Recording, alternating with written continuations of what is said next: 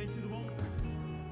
Tu tem sido tão, tão bom pra mim. Aleluia. Aleluia. Paz seja com todos, amém? Vira para essa pessoa que está do seu lado e fala: que bom que você veio. Fala para ela: domingo você convida mais alguém. Eu estava adorando a Deus e eu estava lembrando dos grandes jogos de futebol. E eu estava lembrando do comportamento das torcidas nos estádios. Como as torcidas vibram, gritam, festejam. Tudo isso porque eles creem que o seu time vai vencer aquele jogo. E eu estava fazendo uma comparação com a igreja. Por que a igreja não tem esse mesmo comportamento? Por que a igreja não celebra, não grita, não festeja? As torcidas, elas festejam porque elas creem que o time deles vão ganhar. E nós deveríamos festejar porque nós já ganhamos.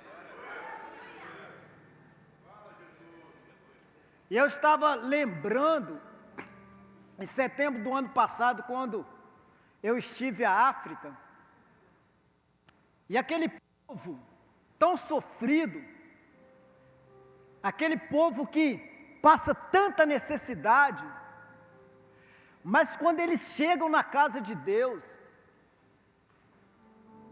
vocês não têm ideia da alegria daquele povo. É o tempo todo dançando, celebrando, adorando a Deus.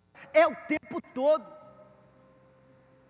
E muitas vezes a gente está na igreja e a gente percebe que tantas pessoas não conseguem dar glória a Deus, não conseguem festejar, não conseguem adorar a Deus.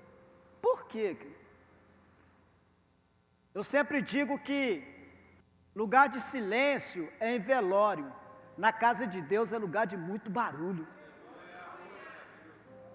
Só o fato de nós termos acordado nessa manhã, com vida, com saúde, já é um motivo para nós estarmos aqui eufóricos, festejando, adorando, porque nós acordamos. Nós acordamos.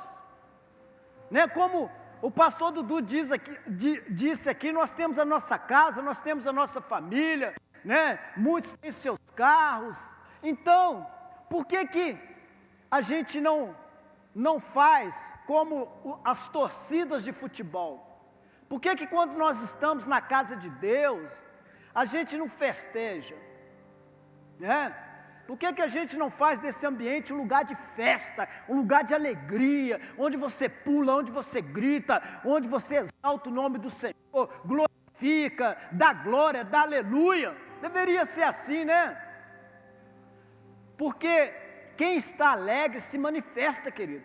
A nossa alegria, ela precisa ser manifestada, né? Não que Deus precise disso, mas é o nosso sentimento e a nossa gratidão em relação a Deus. Amém, queridos?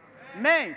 Êxodo capítulo 1, versículo de número 12. Êxodo capítulo 1, versículo de número 12. Quem achou, diga achei. Diz assim a palavra do Senhor: porém, quanto mais os egípcios maltratavam os israelitas, tanto mais eles aumentavam. Os egípcios ficaram com medo deles, os tornaram escravos, tratando-os com brutalidade. Fizeram com que a vida deles se tornasse amarga, obrigando-os a fazer trabalhos pesados na fabricação de tijolos, nas construções e nas plantações, em todos os serviços que os israelitas faziam, eles eram tratados com crueldade. O rei do Egito deu a Cifrá e a Puá que eram parteiras das mulheres israelitas, a seguinte ordem: quando vocês forem ajudar as mulheres israelitas nos seus partos, façam o seguinte: se nascer um menino, matem, mas se nascer uma menina, deixe que viva. Porém, as parteiras temiam a Deus e não fizeram o que o rei do Egito haviam mandado. Pelo contrário, deixaram que os meninos vivessem. Então o rei mandou chamar as parteiras e perguntou: por que vocês estão fazendo isso? Por que estão deixando que os meninos vivam? Elas responderam: é que as mulheres israelitas não são como as egípcias. Elas dão à luz com facilidade, e as crianças nascem antes que a parteira chegue. As parteiras temiam a Deus, e por isso Ele foi bom para elas, e fez com que tivessem as suas próprias famílias. E o povo de Israel aumentou e se tornou muito forte. Então o rei deu a seguinte ordem a todo o seu povo: joguem no rio Nilo todos os meninos israelitas que nasceram, mas deixe que todas as meninas vivam. Aí no capítulo 2, diz assim, ó, um homem e uma mulher da tribo de Levi casaram. A mulher ficou grávida e deu à luz um filho. Ela viu que o menino era muito bonito e então o escondeu durante 3 meses. Como não podia esconder por mais um tempo, ela pegou uma cesta de junco, tapou os buracos com betume e piche, pôs nela o menino e deixou a cesta entre os juncos.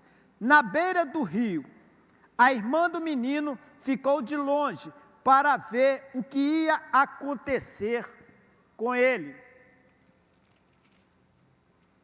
Versículo 5: a filha do rei do Egito foi até o rio e estava tomando banho, enquanto as suas empregadas passavam ali pela margem. De repente, ela viu a cesta no meio da moita de juncos e mandou que uma das suas escravas fosse buscá-la. A princesa abriu a cesta e viu um bebê chorando. Ela ficou com muita pena dele e disse: este menino é um israelita. Então a irmã da criança perguntou à princesa: quer que eu vá chamar uma mulher israelita para amamentar e criar esta criança para a senhora? Vá, respondeu a princesa. Então a moça foi e trouxe, quem, querido? A própria mãe do menino para poder cuidar da criança. Amém, querido? Cuidado de Deus, amém?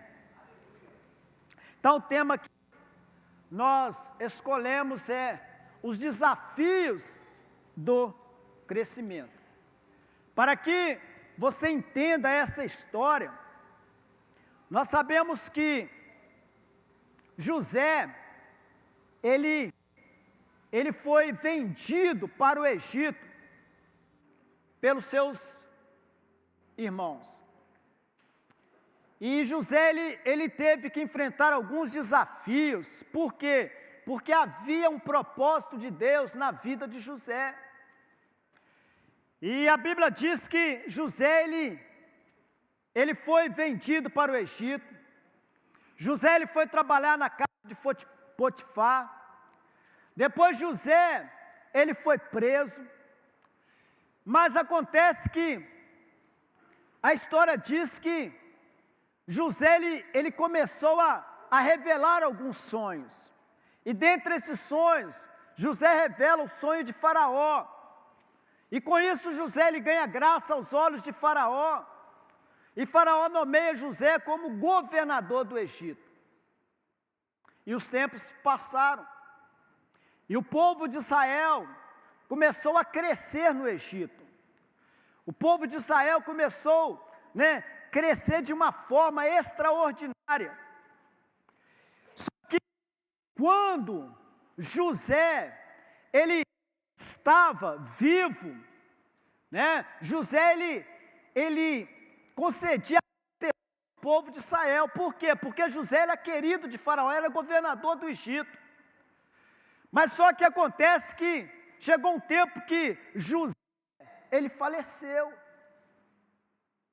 José, ele faleceu e houve uma mudança de Faraó lá no Egito. E aquele Faraó que substituiu o outro, ele não conhecia José, não conheceu José. E acontece que o povo de Israel crescia tanto no Egito, que o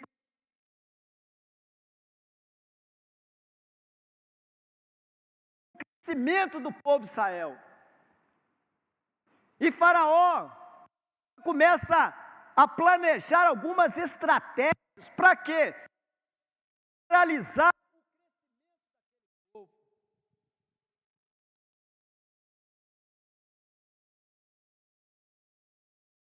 Faraó começa a maquinar alguns planos, algumas estratégias para poder impedir o crescimento daquele povo. Então Faraó, ele chama assim os seus criados e fala para eles: olha, o crescimento desse povo de Israel está me incomodando. Esse povo está crescendo tanto que vai chegar um tempo que esse povo vai lutar contra nós e eles vão vencer, e eles vão dominar todo o Egito. Então nós precisamos fazer alguma coisa para poder impedir que esse povo cresça. Faz o seguinte, vai lá e dobra o serviço escravo daquele povo. Coloca eles para trabalhar mesmo. Coloca eles para carregar pedra, para carregar tijolos, né? Para que eles cansem bastante, para que eles desistem da sua caminhada. Porque, querido, tudo que o inimigo quer é frustrar os planos de Deus nas nossas vidas. E você que tem sonhos, você que tem projetos, você que almeja um crescimento na tua vida, a primeira coisa que você precisa entender, que os grandes desafios virão pela frente. Mas uma coisa, nós precisamos entender, que nós podemos ter sonhos, nós podemos ter projetos, nós podemos almejar um crescimento, mas a primeira coisa que nós precisamos entender, que primeiro é Deus em nossas vidas. Aquele povo, eles, mesmo com o trabalho pesado, mesmo com a escravidão que o Egito colocava sobre eles, em nenhum momento, eu creio que aquele povo, eles deixaram de crer num Deus a qual eles serviam. Aquele povo, ele tinha entendimento quem eles eram. Aquele povo, eles sabiam que ele era um povo escolhido por Deus. Eu fico imaginando, querido, que quanto mais o trabalho era pesado, mais aquele povo adorava a Deus. Quanto mais o Egito escravizava o povo, a Bíblia diz que aquele povo, eles cresciam ainda mais. E às vezes, querido, a gente percebe que tem pessoas que desanimam por tão pouca coisa. Talvez você é uma pessoa que quando olha para trás, você vai ver que muitos sonhos, muitos projetos seus ficaram para trás. Por quê? Porque você desistiu no meio da caminhada. Porque você não entendeu os desafios que você tinha que enfrentar para você chegar onde você queria chegar. E hoje você olha para trás,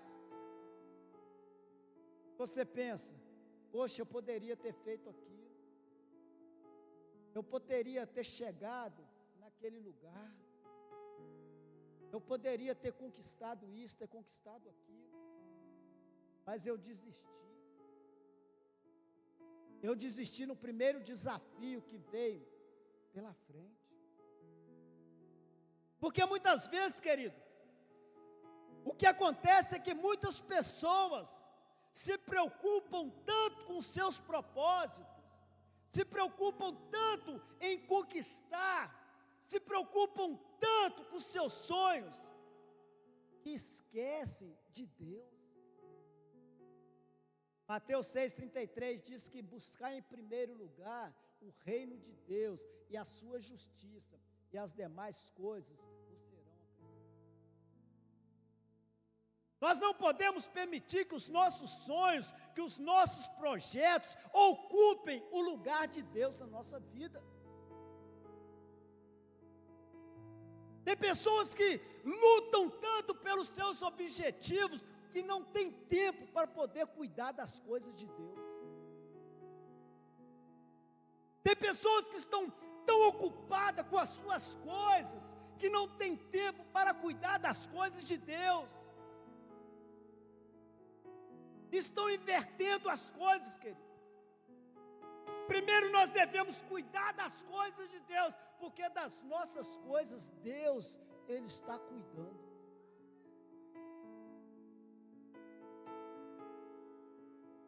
Então nós precisamos entender, querido, que primeiro eu preciso tirar tempo para Deus, porque depois Deus vai me levar aonde eu quero chegar. Eu me lembro que quando eu morava no Rio de Janeiro, em 2010, ainda na Nova Aliança, pastor, na Nova Aliança, na velha, né? Em 2010 nós estávamos na velha aliança, ainda era escravo da religião. Eu vim passear aqui em Juiz de Fora, em 2010, e aqui na igreja tinha um culto da velha aliança, que a gente escrevia uns pedidos no papel, e vinha cá para o altar, e dobrava o joelho aqui, e apresentava a Deus, né? Em 2010, aí na época eu era evangelista, e eu tinha três sonhos. Primeiro, era me casar. Na época eu estava solteiro, né? A mãe dos meus filhos tinha dado 3 filhos pequenos para criar. Então eu estava solteiro e criando 3 filhos. Então eu preciso me casar. Senhor, eu quero casar. Quero casar, esse era o primeiro sonho. Meu segundo sonho era ser ordenado ao ministério pastoral, segundo sonho. E o terceiro sonho era ter minha casa própria, porque eu pagava aluguel. 2010, quando foi 2013, depois de ter passado muitos desafios, ter enfrentado muitas dificuldades, 2013 eu me casei. Em agosto de 2013 eu me casei. Isso foi 2010, 2013 eu me casei. Em outubro de 2013, eu fui consagrado ao ministério pastoral, entendeu? 2015, eu deixei o meu trabalho lá em Copacabana, em frente à praia, ganhava bem, deixei a minha casa própria e vim para Juiz de Fora para pagar aluguel, para ficar desempregado, passar muita dificuldade no início, que eu passei muita dificuldade, tá? Passei muito, mas querido, diante de tantos desafios, tudo se cumpriu na minha vida. Hoje eu estou casado, moro na minha casa, tenho a minha empresa, sabe por quê, querido? Efésios 3:20, Deus é poderoso para fazer infinitamente, bem mais do que aquilo que nós pedimos ou pensamos.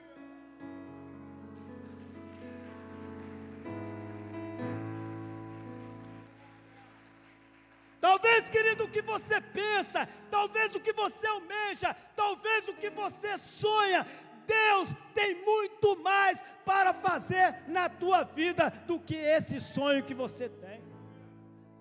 Porque quando a gente olha uma árvore, Deus já viu uma floresta, querido. Deus já viu uma floresta. Mas nós precisamos entender que todo projeto, todo sonho, nós temos que enfrentar alguns desafios. Mas nunca esquecer que Deus, Ele tem o controle de tudo. Nunca esquecer disso, querido. Deus, Ele tem o controle de tudo. Pastor, o meu sonho é me casar. Vai vir os desafios, mas você vai se casar. Pastor, o meu sonho é abrir a minha empresa. Os desafios virão, mas você vai conseguir abrir a sua empresa. Pastor, o meu sonho é deixar as drogas e reconstruir a minha família. Querido, você vai conseguir, os desafios virão, mas fica firme, porque Deus tem o controle de tudo. Dá para você entender, querido? O que nós não podemos esquecer, que aconteça o que acontecer na nossa vida, Deus ainda tem o controle. Israel estava na escravidão, Faraó estava maltratando o povo, mas Deus tinha o controle daquele povo. Aquele povo era um povo escolhido do Senhor, e aquilo que Deus escolhe, Deus garante que vai chegar do outro lado. Então não importa, querido, qual seja a tua situação hoje, não importa qual é o momento que você está vivendo, não importa qual é o desafio, o que importa é que você já venceu esse desafio. Aí, aquele povo, ele começou a crescer, querido, aquele povo começou a crescer, e Faraó começou a ficar incomodado, não é possível. Não é possível. Não é possível que esse povo não vai parar de crescer. Mas como o inimigo ele é astuto, ele não desiste. Faraó ele prepara outra estratégia. Agora chama 2 parteiras, Puá e Sifrá. E fala para aquelas parteiras, ó, o negócio é o seguinte, sabe aquelas mulheres hebreias que estão grávidas? Faz o seguinte, se na hora do parto, se for menino, vocês matam. Se for menina, vocês deixam nascer. Porque a intenção de Faraó era misturar aquele povo. Por quê? Se nasce só meninas, quando aquelas meninas crescessem, elas iam ter que casar com quem? Com o povo egípcio. Ia acabar misturando aquele povo. Só que as parteiras, elas eram tementes a Deus. Olha que coisa, querido.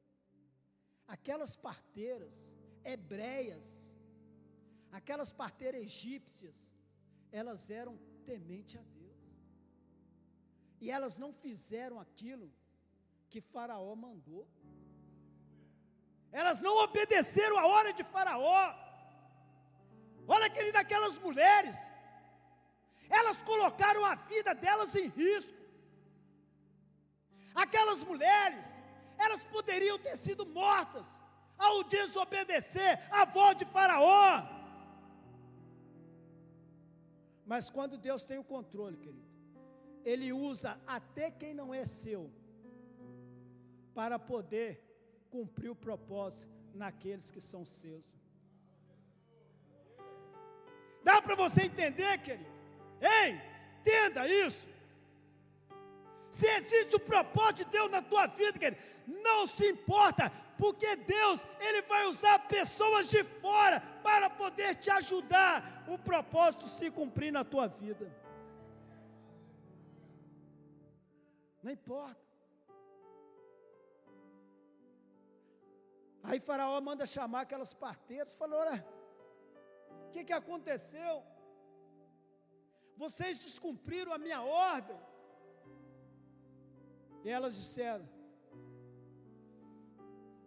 Faraó, meu senhor,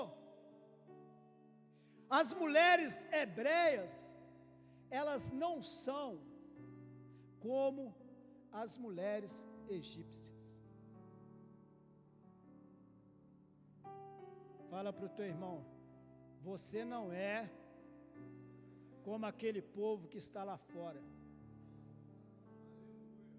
Fala para ele, você é mais forte. Dá para você entender, querido? Dá para você entender?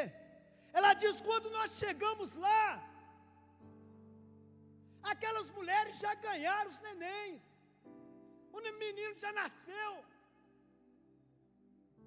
porque aquelas mulheres são fortes. Eu fico imaginando a reação de Faraó.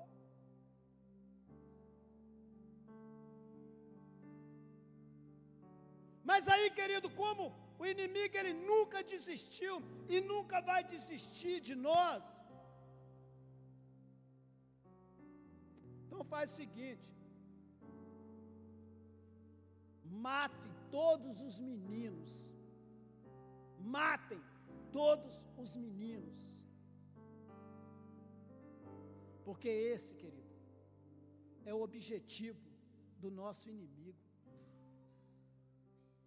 É acabar com os nossos sonhos, é acabar com os nossos projetos, é desfazer aquilo que Deus ele tem projetado para a tua vida, é matar os teus sonhos, é matar os teus projetos. Mas todo sonho, querido, ele tem os seus desafios. Todo sonho. Agora, se você tem sonhos de crescer, de multiplicar, de conquistar, lembre-se, querido, os desafios vão acontecer. Agora eu acredito que no meio daquele povo, tinha aqueles, Dudu, que não tinha sonhos, não tinha projetos, que estavam acostumados com a vida de escravidão, porque tem pessoas que parece que se acostumam com aquela vidinha que tem, se acostumam com a escravidão. Quando nós começamos a ensinar a nova aliança aqui, né? Um evangelho tão libertador, um evangelho para o crescimento, muitas pessoas só foram embora. Muitas pessoas foram embora, porque acostumaram com a escravidão da religião, acostumaram a ser escravos da religião, e não queriam outra vida a não ser aquela. Mas nós que estamos aqui, querido, nós entendemos que tudo que Deus projetou para nós, tudo que Deus trouxe como revelação para nós, a nova aliança, é para o nosso crescimento. E para que haja crescimento, querido, tem que haver desafios. Tem que haver desafios. Muitos desafios. Mas acontece que a Bíblia diz que nós somos vencedores, amém? Amém? Nada, a Bíblia diz que nós somos mais do que vencedores. A Bíblia diz que tudo que nós precisamos, querido, tudo que nós almejamos, a cruz, ela já conquistou para nós. O que nós precisamos é crer naquilo que já é nosso e tomar posse. Nós precisamos entender quem nós somos em Cristo, querido. Jó dizia que os planos de Deus, eles jamais poderão ser frustrados. Mas aí o que eu te pergunto? Qual tem sido o seu comportamento nos momentos de desafios na tua vida? Como você tem comportado no meio das dificuldades? Porque aquele povo, eles não reclamaram. Aqueles povos, não desistiu, aquele povo não murmuraram, ao contrário, eles continuavam adorando a Deus. Aí eu te pergunto, você tem adorado a Deus, mesmo nos tempos difíceis da sua vida? Porque a gente percebe que existem pessoas que só adoram a Deus quando tudo está bem na tua vida, mas quando vem as dificuldades, eles não conseguem adorar a Deus. O profeta Abacuque, no capítulo 13, ele diz assim, olha, ainda que a figueira não floresça, que haja fruto nas vides, o produto das oliveiras mintam, e que fujam as vacas dos currais, todavia eu me alegrarei no Senhor, eu exultarei o Deus da minha salvação. Sabe o que é isso, querido? É uma pessoa que tem a certeza e a confiança que todos os projetos de Deus na tua vida se cumprirão. É uma pessoa que não desiste nunca, independentemente dos momentos, das circunstâncias e dos desafios agora ela tem enfrentado. Tem pessoas que no momento difícil não conseguem dar um glória a Deus, não conseguem adorar. Há quanto tempo você não derrama uma lágrima diante de Deus?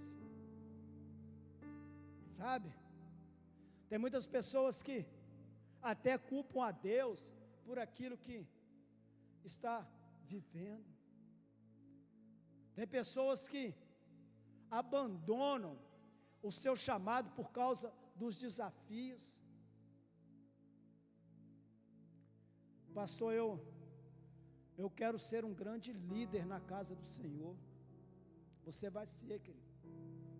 Os desafios virão, mas você vai ser.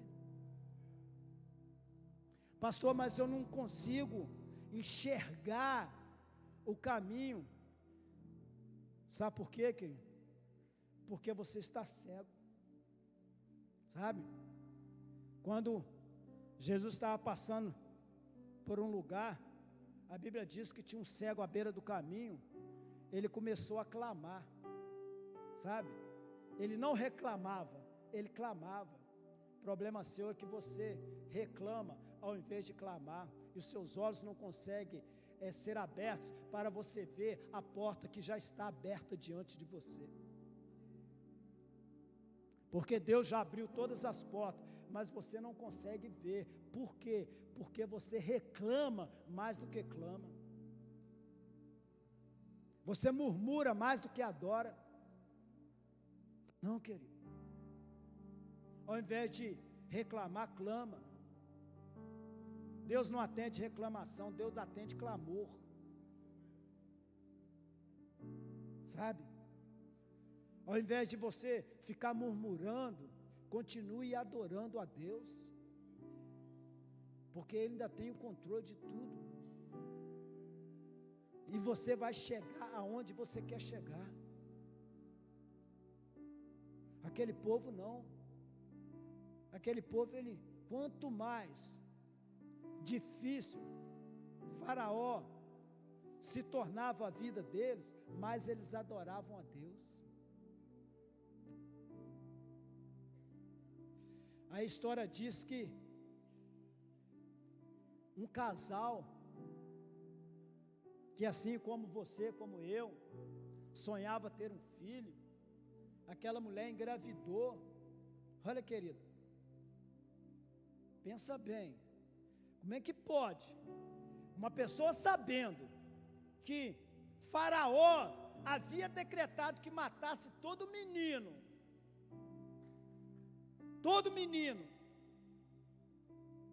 eles poderiam pensar, aquela mulher ainda engravidar, no meio de uma situação igual àquela? Sabe, querido, quem crê que Deus tem o controle de tudo, os momentos e as circunstâncias não impedem essa pessoa de sonhar. Ainda que os momentos sejam difíceis na tua vida, querido, ainda que as circunstâncias sejam desastrosas, Mas mesmo assim, se você crê no poder de Deus e no cuidado de Deus na tua vida, você continua com seus sonhos. E a Bíblia diz que aquela mulher ela engravidou. E aquela mulher, ela teve o quê? Um filho, um menino. Olha, querido, como é que são as coisas. Aquela mulher, ela deu à luz a um menino. Enquanto o menino estava pequenininho, novinho, né? Ninguém percebia. E elas conseguiam esconder aquela criança. Mas só que o menino começou a crescer. E o menino começou a chamar a atenção. Sabe, querido? O problema não é quando você nasce. O problema é quando você começa a crescer. Quando Isaac nasceu, fizeram uma festa para ele. Mas quando ele cresceu, Ismael começou a contender contra ele. Então, se você não quer crescer, se você não quer incomodar, se você não quer enfrentar os desafios, não cresça, querido. Fica do jeito que você está. Fica do jeito que você está, né? Vem para o culto, assiste o culto, vai embora para a tua casa, e está tudo bom, está tudo light, ninguém te incomoda, porque o dia que você começar a crescer, você vai despertar a atenção dos seus inimigos. Aí já entendeu por que tanta perseguição você passa? E em todo lugar, querido. Se você trabalha numa empresa, se você começa a crescer dentro da empresa, você atrai quem? Os inimigos começam a perseguir. Então, se você tem a intenção de crescer na vida, querido, seja qualquer área da tua vida, entendam bem, os desafios, eles vão acontecer na sua vida. Quando eu decidi, quando eu senti o chamado de Deus para ser pastor, querido, vocês não têm noção o que eu passei, vocês não têm noção dos desafios que eu tive que enfrentar, mas só que uma coisa eu tinha certeza, que Deus havia me chamado e eu não desisti do chamado de Deus na minha vida. Então, querido, não desista do teu sonho, não desista do teu projeto, não desista, porque Deus ele tem o controle de tudo. Deus ele tem o controle de tudo. E aí, querido, quando aquele menino começou a chamar a atenção, a mãe de Moisés pegou ele, a mãe do menino, né, Moisés, pegou ele, colocou dentro de um cesto e colocou no rio. E aquele menino, ele foi descendo a rio abaixo.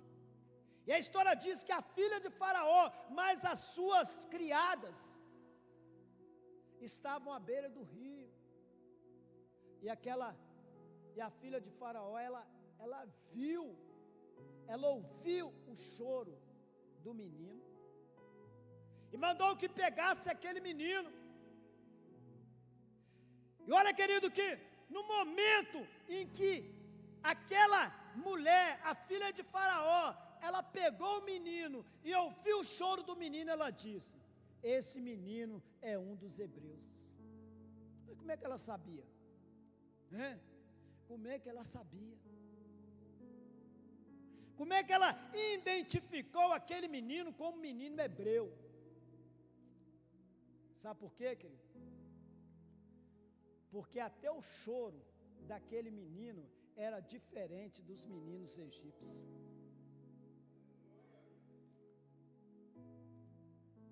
Eu te pergunto, você tem sido diferente ou você tem misturado no meio da multidão? Aonde você está, alguém tem notado algo diferente em você, ou você tem se igualado às pessoas lá de fora?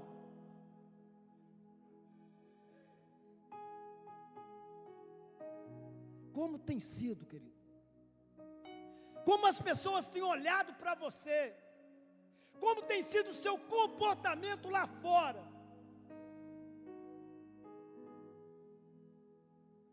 Porque se comportar bem aqui dentro, isso é fácil, querido. Ter cara de crente aqui dentro é muito fácil. Agora ir lá no trabalho, ir lá com os vizinhos, né? E dentro de casa, você tem sido diferente, querido? Porque aquele que é escolhido de Deus, ele é diferente, sim ou não? Ele é diferente. Eu não tenho o hábito de falar para as pessoas no meu trabalho que eu sou pastor, mas de vez em quando passam uns malucos lá e gritam: oi pastor, paz! Aí às vezes tem cliente lá, e esse cliente fala assim: você é pastor? Eu falei: sou. Elas, bem que eu notava alguma coisa diferente em você. Bem que eu percebi alguma coisa diferente. Por quê, querido? É o comportamento, é o tratamento, a forma de tratar as pessoas com amor, com carinho, amando o próximo, sendo agradável, sendo gentil, sabe? Sendo gentil. Por quê? Porque nós somos diferentes. Nós somos diferentes. Lembra Pedro, quando estava no meio da multidão? Ele tentou se esconder, mas quem é de Deus não consegue se esconder no meio da multidão. E eles olharam para Pedro e falaram: você é um deles. Pedro: não, eu não. Você é um deles.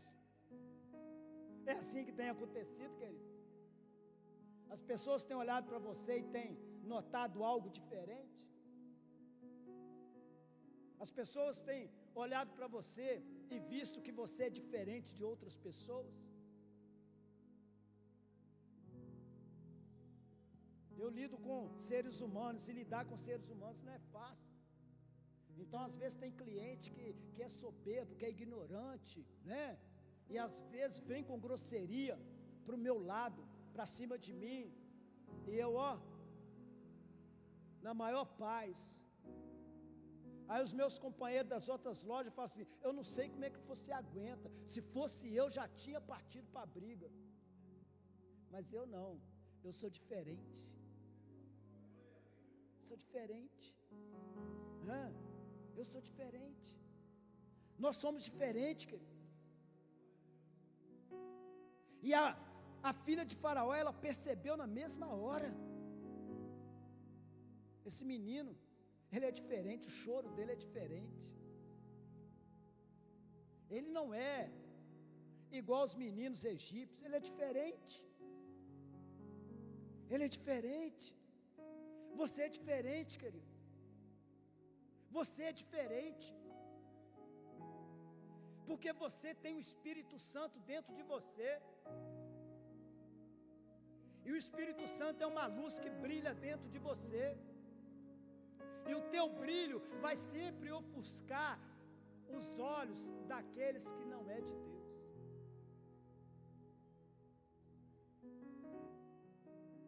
Daqueles que não é de Deus.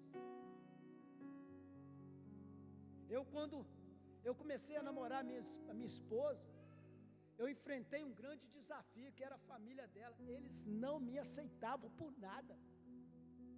Não me aceitavam por nada. Eu ia lá na casa deles, fazia churrasco, eu ficava no cantinho só comendo, porque crente come, né? Mas eles não conversavam comigo, eles não me cumprimentavam, eles não gostavam de mim. Mas eu não deixava de ir lá por causa disso, né? A Bíblia diz que eu sou a luz do mundo, sim ou não? E a luz serve para quê? Para iluminar as trevas. A Bíblia diz que não se pode esconder uma candeia debaixo da cama. E eu ia, ficava na minha lá no cantinho, né? O irmão dela fala para mim hoje: pastor, eu achava você um baixinho bem folgado. Porque eu não deixava de ir, querido, por causa disso. Nós fomos escolhidos para fazer a diferença em qualquer lugar que nós estejamos. Entenda isso. E não é brigando, não é falando. Às vezes o seu comportamento vai falar muito mais do que as suas palavras. Sabe?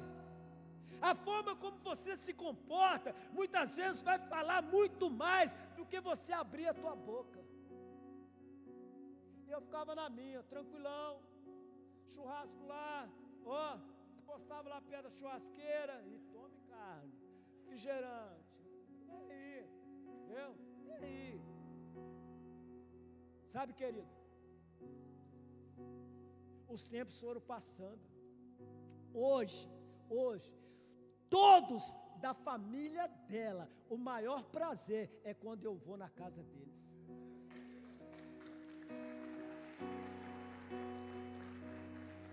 Todos me respeitam como pastor. Todos me respeitam como pastor. Pastor, o que o senhor fez? Nada. Eu apenas me comportei de forma diferente. Talvez se eu não fosse o escolhido do Senhor, eu falar para minha esposa: olha, eu não vou lá na casa da tua irmã mais não, porque eles não gostam de mim, eu não sou bem-vindo lá. Mas não, eu ia assim mesmo, querido. Eu ia assim mesmo.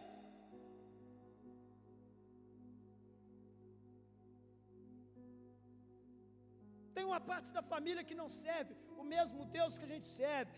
Me chama, eu vou lá, eu como, eu bebo, eu durmo na casa deles.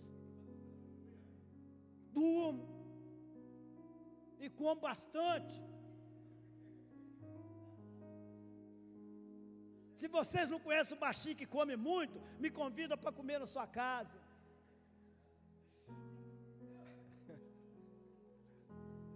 Hoje eu sou amado por todos da família dela.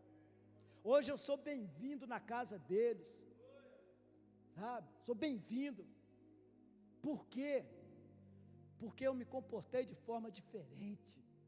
Sabe? Porque a presença do Espírito Santo que há em mim despertou a atenção deles. Hoje tudo que eles precisam, ele vem a nós. A irmã dela praticamente era uma mãe de santo. Ela decidiu largar e se converteu ao evangelho. Ela ligou para nós e falou assim: pastor, eu só aceito que você e a minha irmã venham aqui na minha casa e retira tudo que é da macumba daqui e joga fora. Só vocês. Olha o respeito, querido. Nós fomos lá, mas nós tiramos tudo. Hoje ela é uma serva do Senhor. Uma serva do Senhor. Não é na força, querido. Não é na força. Não é na força. Não é na força, querido. Não é na força. É o seu comportamento. É você fazer a diferença na tua casa que vai ganhar os seus para Jesus. Os desafios vão acontecer, né? Acontecer dentro da sua casa. Muitos desafios que você enfrenta lá, não é essa pessoa, mas é o que está nela, que está incomodado com aquilo que está em você. Então não briga, querido. Não briga, só dá glória, só dá aleluia, só exalta o nome do Senhor, só glorifica, querido, porque no tempo certo, toda a sua casa servirá ao Senhor.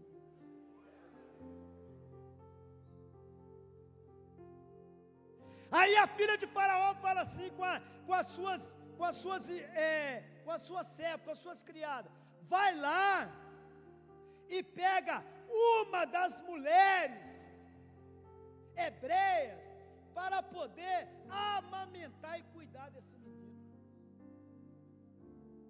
Adivinha quem veio, querido? Adivinha quem foi escolhido? Quem foi escolhido para amamentar e criar aquele menino? Quem foi? Joquebede, a mãe biológica do menino. Fala para o teu irmão, só Deus para fazer um negócio desse. Só Deus, querido. Só Deus para poder fazer um negócio desse, querido. É o cuidado de Deus na vida daquele menino. Por quê? Porque aquele menino estava dentro dos planos de Deus. E quando nós estamos dentro do plano de Deus, Deus garante que tudo vai dar certo. Ei!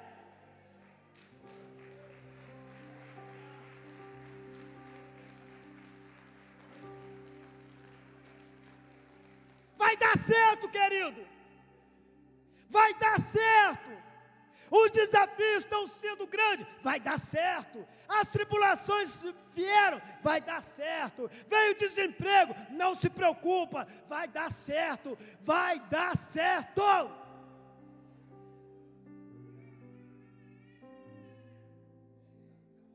Vai dar certo. Não desanima não.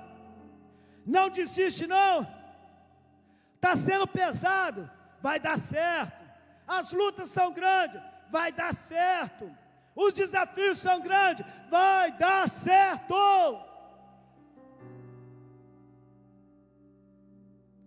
Essa palavra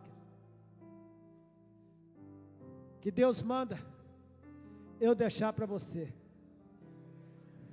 Já deu tudo certo. Já deu tudo certo. Eu vou chegar lá, eu vou conseguir. O diabo pode tentar me oprimir, mas eu não vou desistir, porque já deu tudo certo.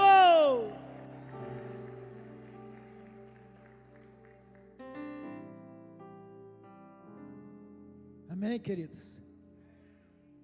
Ministério de Louvor. Eu tenho ainda alguns minutinhos, até às 11, né, Dudu?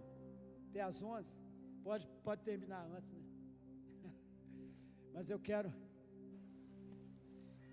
terminar esse culto orando por essa igreja.